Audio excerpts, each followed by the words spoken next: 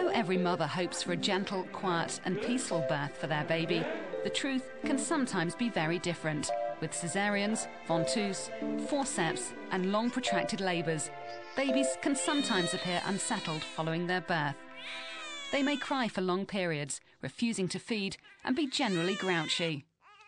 Many parents have found that a few treatments of cranial osteopathy can relieve their baby's tensions.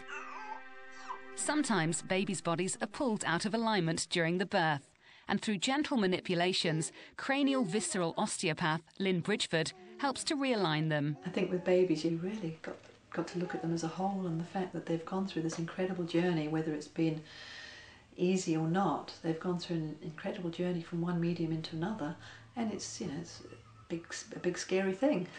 10-week-old baby Reuben has been treated by Lynn since he was born. He had been a very unhappy baby. That's what he wants, a happy baby, isn't it? Yeah. Mm-hmm. He was induced, so it all happened quite quickly, and it was very, very painful, and it was more traumatic than my first birth that I had, which was more natural. And the cord was round his neck when he came out.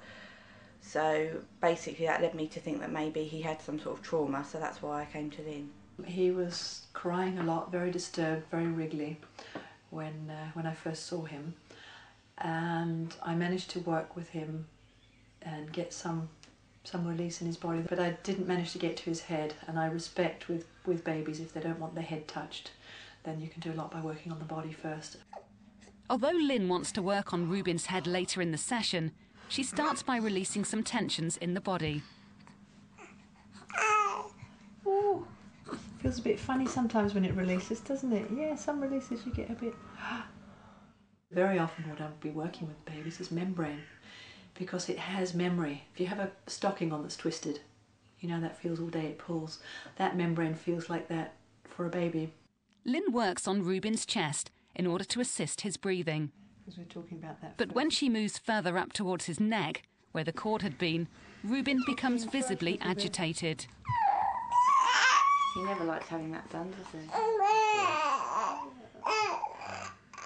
I very much doubt whether it's pain, because I'm touching so gently. Having had the cord around the neck, very often it can be a memory from the birth, because it's not a pain kind of cry, it's like, oh dear. And whenever we've gone anywhere near there, I just do a little bit each time. He kind of tells us that it's upsetting, but it's not a painful thing. Finally, Lynn starts working on Reuben's head. Very little pressure is applied as she starts to manipulate the membranes covering the skull. Rachel and Matt are convinced that cranial osteopathy really helped Reuben. He seems to be a lot better. He sleeps a lot more in the day than what he ever did before, and he used to have crying fits as well, and he only has like 1 or 2 of them a week, whereas he was having them every day. Like Reuben, other babies have benefited from cranial osteopathy. This is Kai. He's 17 months old. Following his birth, he wouldn't settle and kept his mum and dad up most nights. He had come down quite roughly when he'd been delivered.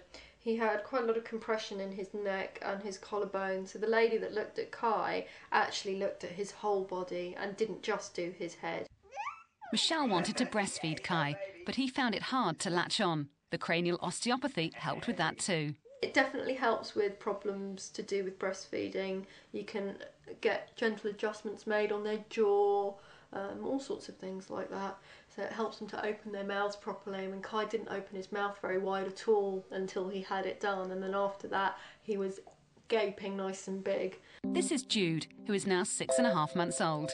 His mum Sarah had experienced a long drawn-out labour, and following the birth, Jude was constantly agitated and cried a lot. It was hell, absolute hell. The first 6 weeks, I probably had 4 or 5 hours really good sleep in that whole 6 weeks.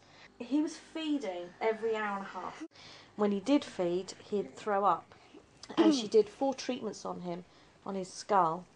And after the first treatment, it was incredible. It was like I brought a different child home. Emma has also sought the help of a cranial osteopath after Evie was born. She was 7 days old when she went to go and have some cranial osteopathy done, and she could never hold her head to the front. She always had it to the side, and after the very first session of having the cranial osteopathy, she held her head forward. and it was amazing. So after two sessions, she was fine. Lynn sees this and other complementary therapies as the way ahead for better birthing. I would like to see babies being worked on with osteopaths working with the mothers during delivery and with the babies as soon as possible. You know, with sensitivity and where it's wanted, but I think if we could walk around life without carrying those tensions around, we would all be a lot happier. You don't think they've done anything until the child goes to sleep for hours afterwards. So in a way it's worth it just to get the extra rest.